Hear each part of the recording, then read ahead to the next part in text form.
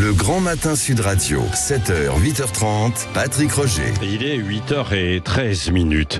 Les hommes de pouvoir, politiques, artistiques ou médiatiques, rien ne va plus. Cette semaine, c'est Gérard Miller qui fait face à des accusations de viol ou d'agression sexuelle. Et vous y revenez. Bonjour Céline Pina ce matin.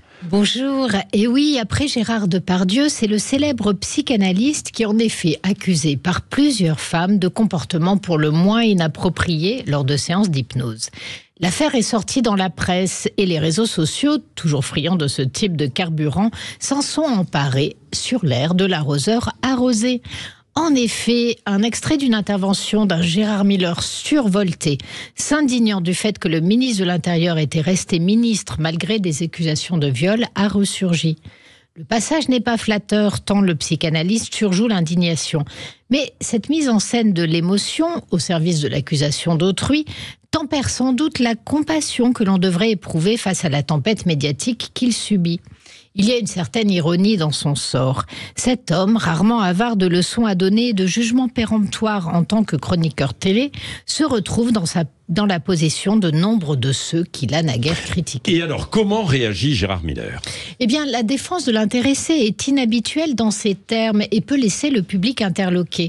S'il évoque des relations consenties, il reconnaît toutefois un rapport inégalitaire, ce sont ses propres mots, qu'il justifie ainsi. Psychanalyste, universitaire, auteur, chroniqueur télé et radio, n'en jetez plus Gérard, la coupe est pleine. J'étais de fait un homme de pouvoir. Il y avait donc dès lors une dissymétrie objective dont on peut se dire qu'elle était purement et simplement rédhibitoire. Si vous n'avez rien compris, en gros cela signifie que les relations hommes-femmes sont de fait dissymétriques et donc un acte de séduction est un acte d'emprise qui peut être qualifié de viol assez facilement. Disons qu'en tant que psychanalyste, l'homme maîtrise bien la distanciation, mais que cet alignement de mots ressemble fort à la version jargonneuse de l'explication entortillée. Alors, toujours est-il, Céline Pina, que ces affaires qui passent au tribunal de l'opinion, tribunal médiatique, aboutissent rarement en justice ? C'est exact. Ouais. Mais il faut aussi reconnaître qu'en la matière, c'est souvent parole contre parole. Ouais. Ces affaires ne peuvent donc que rarement aboutir. Il n'en reste pas moins que le tribunal de l'opinion n'offre malgré tout aucune garantie à l'accusé et ne se soucie pas souvent de vérité, plutôt de voir ses représentations satisfaites. C'est là que l'on en revient au verbiage politique qu'est la justification avancée par Gérard Miller. Dans un autre passage de son texte, il écrit « Dans notre société, les rapports sont organisés sur la base d'une incontestable domination masculine. Faut-il comprendre ainsi que toute relation hétérosexuelle est entachée de domination et qu'aimer, c'est perpétuer un système patriarcal qui fait de tous les hommes des prédateurs ?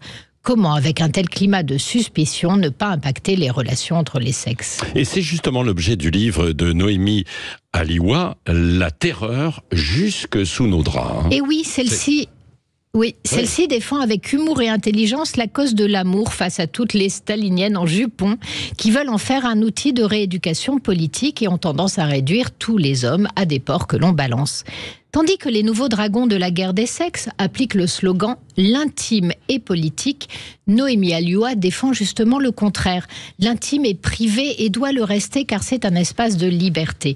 Les rapports hommes-femmes, contrairement à ce qu'en disent les néo-féministes ou Gérard Miller, ne se résument pas à des rapports de domination.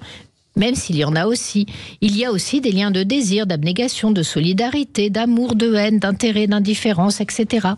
L'intime est le lieu où nous vivons nos libertés, nos limites et nos grandeurs, nos envols et nos chutes.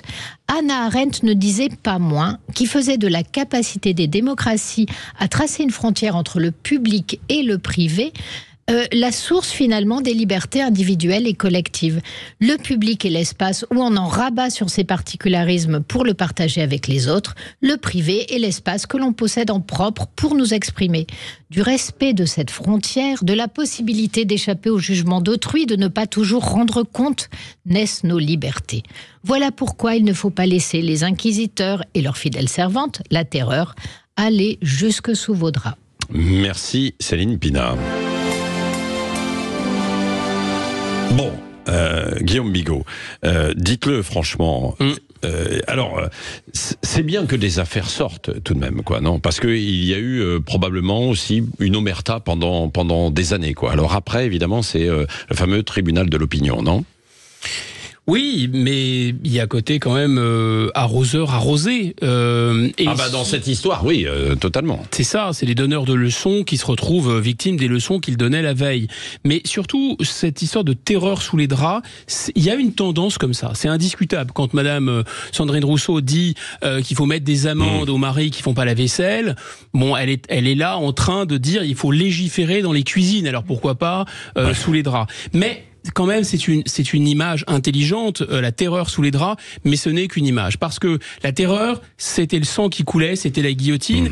Et vous savez, c'est Marx qui disait, l'histoire se répète toujours une deuxième fois sous forme comique. Là, on a eu le vrai totalitarisme nazi et bolchevique avec le néo-féminisme, etc. C'est la version comique. Donc, Dieu merci, personne n'est mort, et c'est une tentation, ils ne le font pas. Ensuite, je pense que tout amour, l'amour, c'est forcément une subjugation, c'est forcément une suggestion. Oui, mais ça peut être dans les deux sens, en fait. Oui, là, vous parlez d'amour, mais il n'y a pas toujours, en fait, l'amour dans des affaires. C'est autre chose, non, quoi, non? Même le sexe, les relations sexuelles, les relations amoureuses sont des relations dans lesquelles il y en a toujours un qui s'ennuie. Il peut y avoir des abus de pouvoir, entre guillemets. Bien sûr, il y en a toujours un qui espère et l'autre qui s'ennuie. Bien sûr qu'il y en a, mais ce sont des relations qui, dans l'absolu, sont souvent dissymétriques. Après, ça peut tourner entre les deux personnes. Oui, c'est-à-dire que la question que vont se poser des gens en relation, c'est qui aime le plus. C'est souvent ça. Et c'est vrai que dans l'amour ou dans le désir, il y a du pouvoir, bien sûr. C'est inévitable. Mais il y en a dans toutes les relations humaines, mais il n'y a pas que ça. Et en plus, ce pouvoir peut s'inverser en fonction du moment de la vie. Donc le problème, c'est d'accepter le trouble et le gris. Or, tout ce qui est sexuel, tout ce qui est amoureux, on est dans le trouble parce qu'on aimerait être dans la pureté absolue qui n'existe pas. Nous ne sommes que des hommes. Donc, et des femmes. Voilà. Et ce trouble-là, parfois, on ne l'assume pas. Et donc, on se raconte une fiction dans laquelle, finalement, personne ne trouve sa place. Oui, c'est ça. Mais le rapport inégalitaire qu'il souligne en fonction de son positionnement, Gérard Miller, ça existe, ça, non? Moi, je pense que le film de Ridley Scott sur Bonaparte était raté parce que ce qui me paraît une des histoires les plus fascinantes de lien entre l'intime et l'histoire, c'est Marie Walewska. Elle a pas 18 ans. Le gars est juste empereur du monde. Enfin, c'est juste la personne la plus puissante de son époque et peut-être même de l'histoire. Napoléon Bonaparte. Et il y a une gamine qui a pas 18 ans et il en est absolument le jouet. Donc regardez comment c'est pas les hommes et les femmes. Il y a pas même quelqu'un qui est puissant politiquement et socialement et pourtant il est le jouet de son amour et elle va d'une certaine façon le manipuler et les nobles polonais disent bon il faut faire un effort, tu ne l'aimes pas parce que voilà quand la jeune fille dit mais moi je ne t'aime pas, les nobles polonais disent mais quand même fais un effort comme ça il va restaurer la Pologne, ce qui va finir par se faire. Mais voyez à quel point de toute façon l'amour est forcément inégalitaire dans un sens comme dans l'autre. Non mais il faut dire aussi les choses. Il y a eu quand même beaucoup d'abus de pouvoir pour, il y en aura pour encore demain. Et il y en aura encore demain. Non mais c'est la nature humaine. Pas une raison pour ne pas les dénoncer, Céline Pina, non? Tout à fait, mais après j'allais dire peut-être que je sais pas s'il y a un mais en fait, non? Quand on dit en fait il faut... Il y a un vrai problème qui est de dire pourquoi est-ce que ces abus ont eu lieu? Ils ont eu lieu parce qu'il y a une forme d'omerta dans les milieux dans lesquels cela se passait. Aujourd'hui, si vous voulez... Pas que, ça peut être dans un garage, le patron du garage ou le chef d'atelier avec une secrétaire ou autre. Non, enfin je caricature, mais ça peut pas que dans le cinéma ou dans la culture ou dans le monde politique, quoi. Oui, après j'allais dire dans ce cas-là, la situation d'inégalité, elle est objective. C'est vous avez un patron et un employé, donc il n'y a pas d'égalité possible. Que la personne se serve de cette relation pour obtenir des faveurs sexuelles, c'est scandaleux. Le seul problème, c'est que c'est compliqué à prouver si vous n'avez pas quelqu'un, des témoins qui se mettent à vos côtés et qui donc prennent le risque de partager la sanction avec vous. Vaste débat, vieux comme le début du monde, j'allais dire, quoi. Il est 8h22, on poursuit dans un instant et Marion Maréchal qui sera l'invité de Jean-Jacques Bourdin tout à l'heure à 8h30.